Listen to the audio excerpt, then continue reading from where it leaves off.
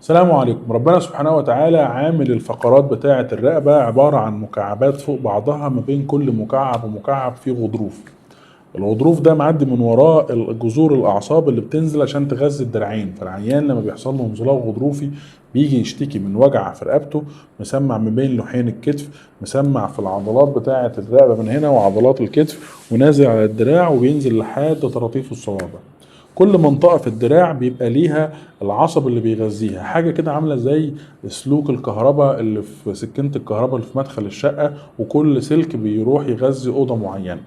فلما الغضروف بيتزحلق بيضغط على العصب اللي بيغذي الدراع، فالعين يحس وجع في الرقبة نازل على دراعه، ويزيد في حتة معينة اللي قصاد الغضروف الأكبر اللي ضاغط على العصب. طيب، ازاي بنشخص العيان؟ اول حاجه عن طريق الشكوى زي ما شرحنا، تاني حاجه عن طريق الفحص الطبي. الفحص الطبي في العياده ده اهم حاجه، وده اللي بناخد عليه القرار الاكبر.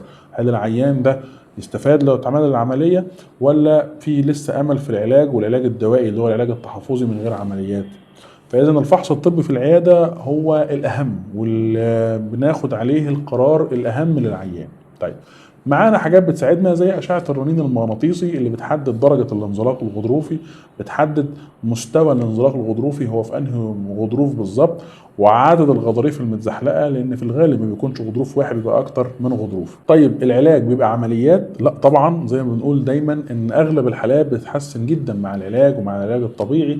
النسبة الأقل اللي ما بترتاحش من رحمة ربنا إن العمليات موجودة علشان خاطر لما نعملها يرتاحوا، لأن نسبة نجاح عمليات الغضروف العنقي تتجاوز 90%.